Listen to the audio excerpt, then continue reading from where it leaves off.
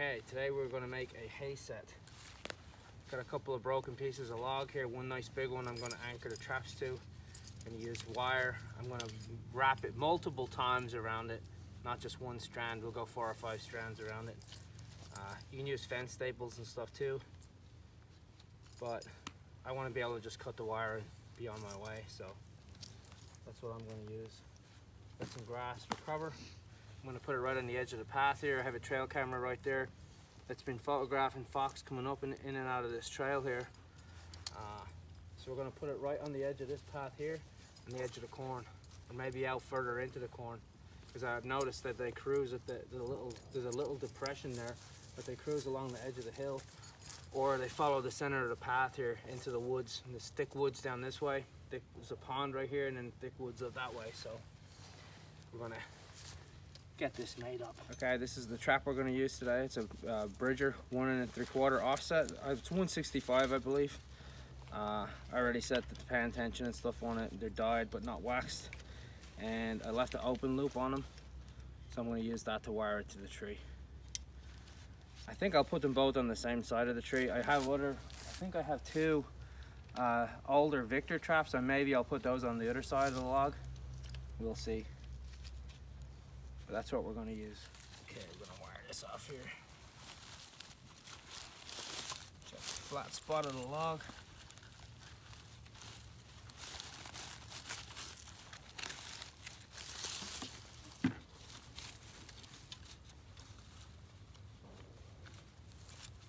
This one.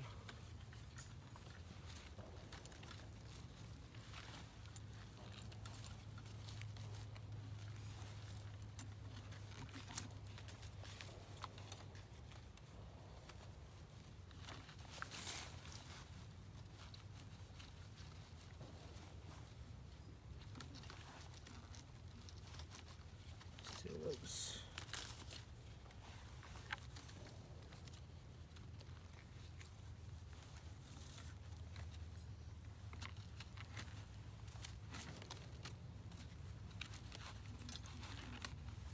There's 3 loops.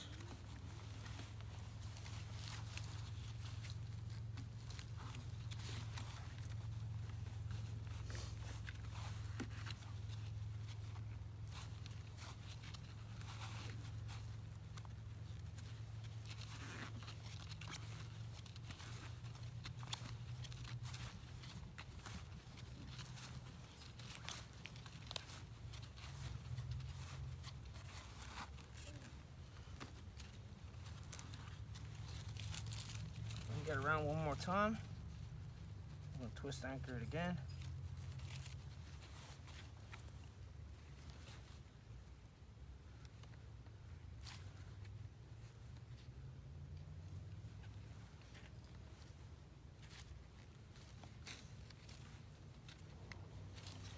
Bend the wire down so the fox isn't going to cut himself on it. You want to get a close-up of that?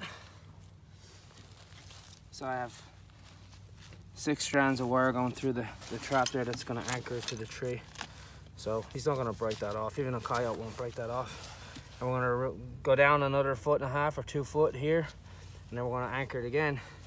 Also, there's notches on the log here that they're not going to be able to slide the wire off the log. It's going to stop it here, and it's going to stop it here. All right, okay, here we have 1 trap wire here. We've got 1 trap wire here. These are the Bridger, the 165s. They're offset predator traps. On the other side, I have an old Victor 1.5. That actually has a drag attached to it. This is actually an antique trap. I got it off a friend of mine. I checked the springs on it. It still works, still functions. But it actually belonged to his father, and he's 82, so that trap is pretty old. I was probably running lines during the war, or pre-war, pre-World War II probably. But it has a drag on it, so what I did was I wired the drag to the tree, has a free chain on it, and I'm gonna leave the drag under the tree. That way it's gonna make it even harder for the fox to drag it away. I have taken photos of coyotes on this trail out of the camera just further down where I had a deer scrape set up for, you know, around deer season. And I have seen big male coyotes, so just in case that coyote gets it, I mean a coyote will drag this log. He could drag it a lot further than a fox could, but that's a just in case. So what we're going to do is we're going to set each trap. These bridgers are, these are actually night latched. And like that from the factory. We'll set it up. Just one. We're not going to bury these traps in the ground. We're just going to lay them on the ground and then cover them with dry grass and hay, something that's soft. This is on the edge of the cornfield, but the path is grass, as you can see, but it's short now. Of course, it was mowed and it's pretty short, so I might get some like corn chaff from the field and cover it with that too as well. Just as long as it's not going to freeze up, that's all we want. All right, one more trap. This one, of course, is the antique. It is not night latched, but it still functions.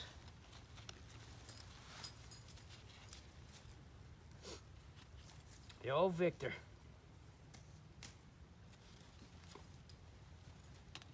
There we go. So that one is ready to go. I'll clear a spot that's pretty stable for it. Get the drag under there.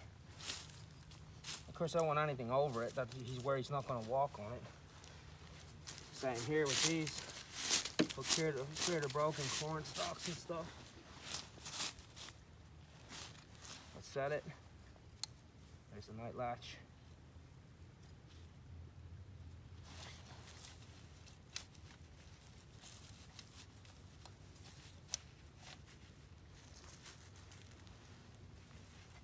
What I might do with that one is, okay, what I did is these have swivels on the bottoms of the trap. I notched the ground out just enough for the swivel to sit down so that the springs are going to sit on the ground and not move around too much. You can see how hard the ground is. It's like concrete.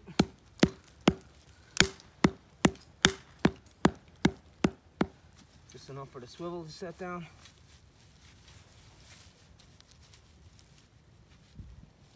Like that.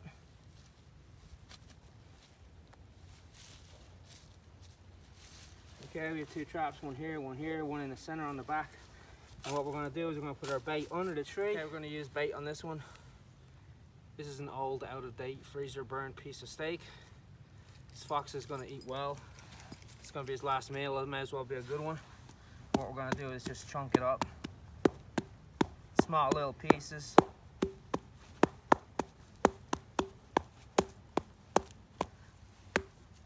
Making sure that I don't give him a piece of human finger.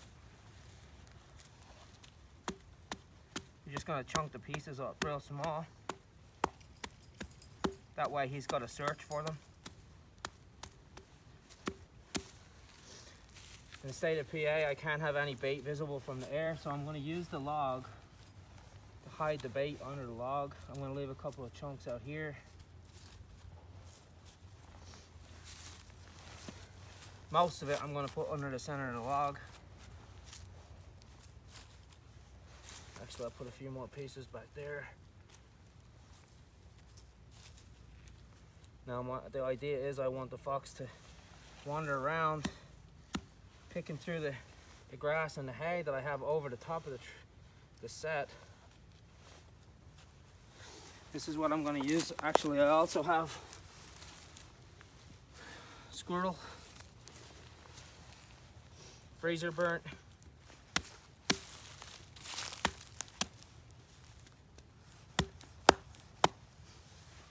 I'm going to use chunks of squirrel. This is all out. Last attempt to catch a fox for this season.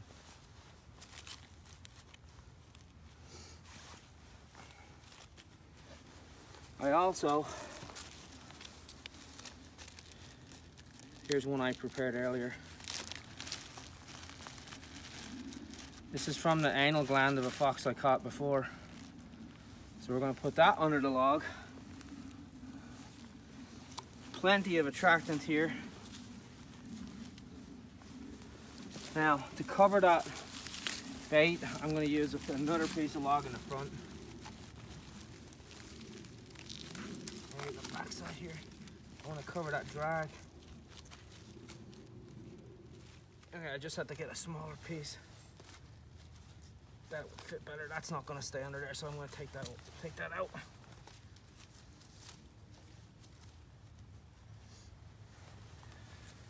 Now, I'm going to use that grass last.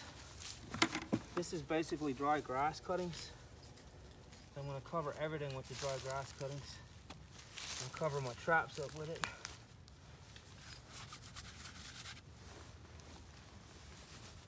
I'm going to cover the bait with it. So now there's little chunks of bait laying in that grass that fox is going to smell underneath it. Cover my other trap here. Get that leaf off of there.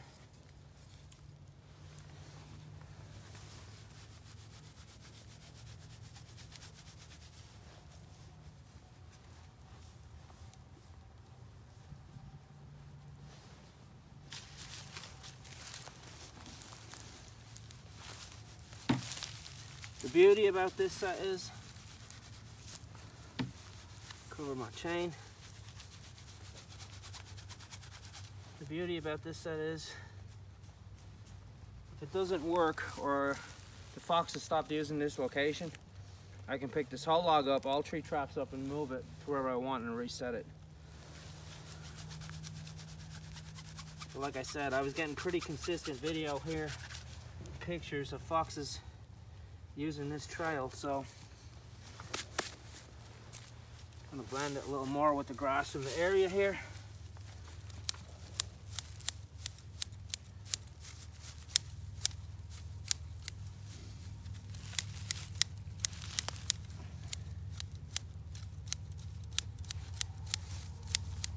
Notice the use of the scissors.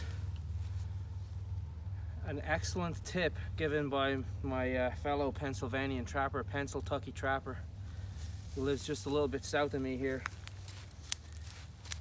This is a good way to blend, especially with the real dry grass. Come on the other side here. This is grass from the location. This other grass has been drying in my trapping shed for 6 months.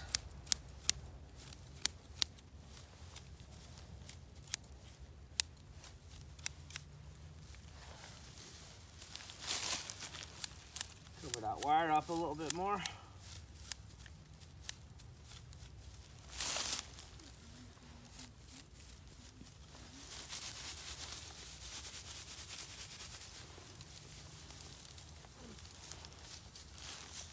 That's nice.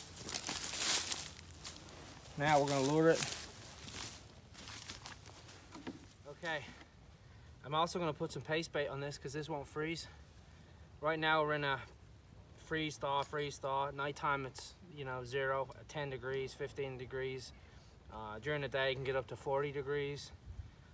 That's why I did not want to put any traps in the ground. We just recently had flooding, a lot of heavy rain and snow melt, heavy rain combined with snow melt, and we had floods everywhere. Even the ditch where the pond is here got washed out. So did not want to put any dirt holes in, did not want to put any sets in the ground because they would have froze in the ground. So I'm going to smear some of this up under the log here. I won't keep this till next season anyway, so I want to use all of it too. I smear a little bit on the underneath of the log. This is Caven's Minnesota brand predator bait. A bait that I use a lot and I like it.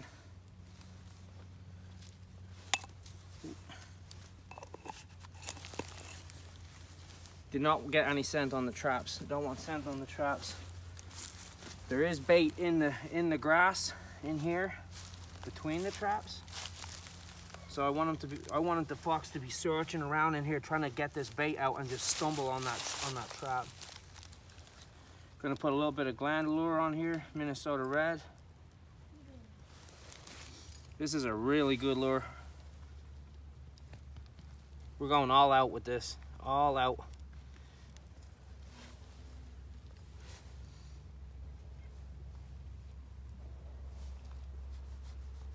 that stink on there.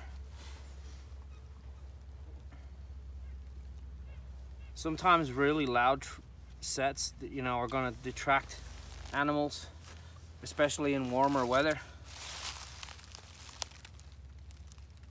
Are you getting all of me? Sometimes really loud sets will detract animals, especially in warmer weather. I don't use very strong scents on sets in the summertime. Well, not summertime, but in the fall, when trapping season first opens. But I want this set to be loud. One, because it's cold. Cold suppresses scent. So now, one more final touch of another stick here. I do. This is Gusto, again by Cavens. This is a very strong lure. I'm gonna get my camera lady to sniff it. Can you smell that? Oh, that smells really bad. That smells worse than skunk. Yeah, it is. Yeah, it's 100% skunk. So I'm gonna put a little bit of Gusto on the top of the log again here. I can still smell it. Wow, I got to hold that away from my face. I can still smell it. Yeah, it's really strong. This is 100% skunk gland mixed with other gland, you know, bits of gland. Of course, you can't smell anything else but the skunk. It's so strong. It is so strong. I'm gonna put it on the end of the log here. Very strong smell. I'm gonna stick that right in there and avoid handling it. Otherwise, I'm gonna stink like it. Oh, I can still smell it. Yeah, yeah. There it is. You get that? Gusto. This is real good lure. I see a lot of guys. See, Kirk McCutcheon uses this. Trapper Joe uses this. For marten, I think pine marten. The weasels come to it. Fishers probably. Any type of predatory animal will be attracted to this. It'll work for any type of predator. And it is a long distance lure. You, like I said, because it's January 27th, I think, today. So like I said, at night when the foxes are moving, we have freezing temperatures still. Also, I have a possibility of snow at any time. I also have a possibility of heavy rain at any time. So I want this to stink really, really well. Like I said, I've only got a few weeks left in a trapping season. Our trapping season for fox ends around the end of February. So I got a couple, maybe 3 weeks left on it yet. So this is, like I said, a last ditch attempt. We'll see what happens. Got one more shot of the set there. We'll show everybody how it looks. Put my lures away. Okay, there's what the set looks like there along the trail.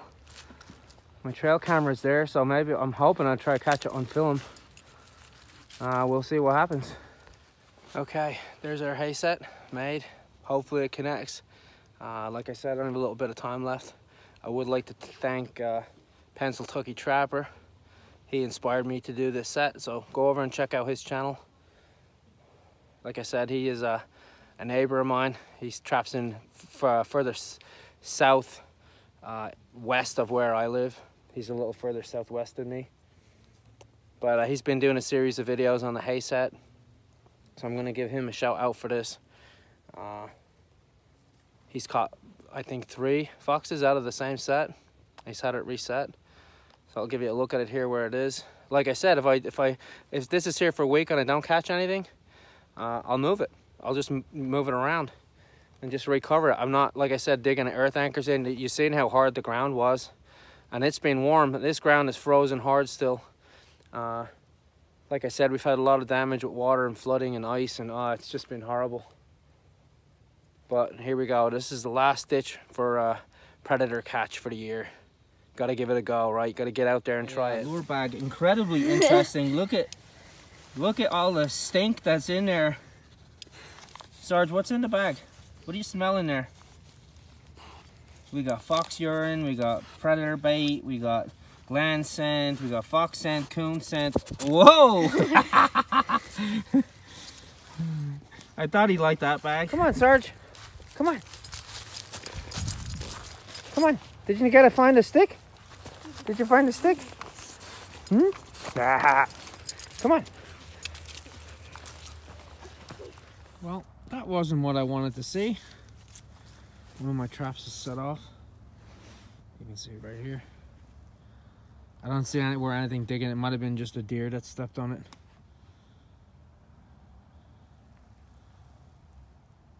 All right, let's reset it. This is the first check on it. But whatever it was, it'll be on my trail camera. All right, I'll reset it and recover it, and we'll try again. Okay, I have an added little attraction here for my set. As you can see, freshly caught frozen mice. I've been trapping them at work. They've been in chewing the cables behind my toolbox and stuff.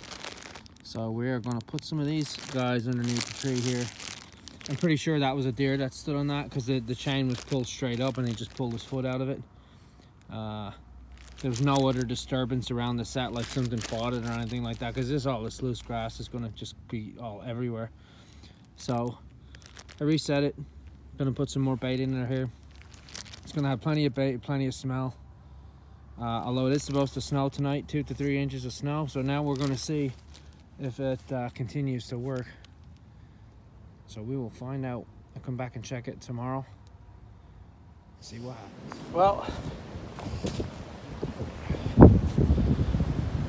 had a little bit of action on the old hay set tonight.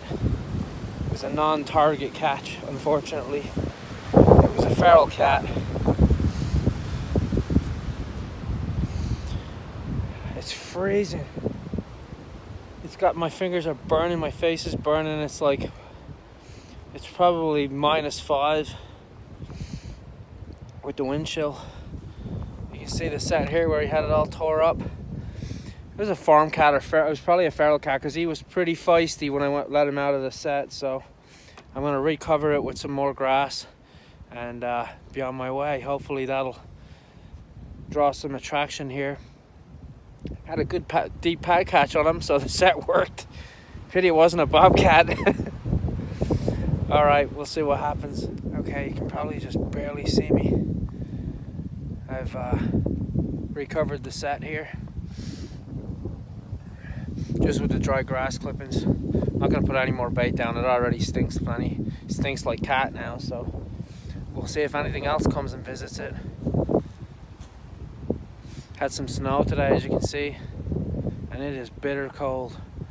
But we're gonna get on out of here, get home, and see if anything else comes to visit the set. Look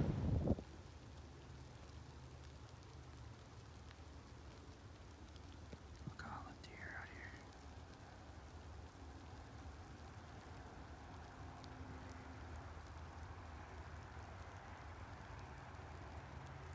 Lots of them. See, 1, 2, 3, 4, 5, 6.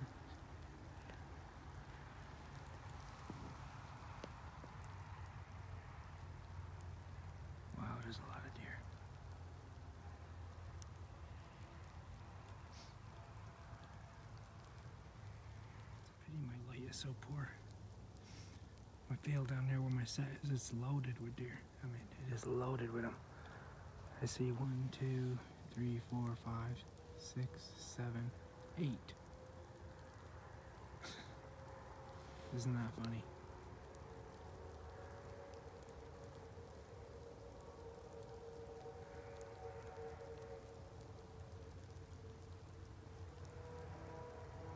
I don't see any big bucks though. Okay, that big deer that's right in the center of the screen, that's a big buck. He's walking right towards me right now.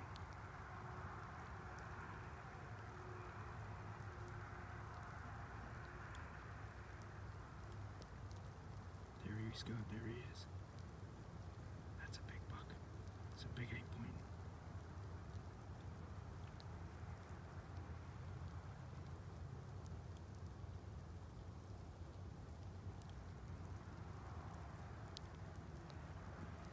He's going right into the woods there. Bring my exposure up as much as I can.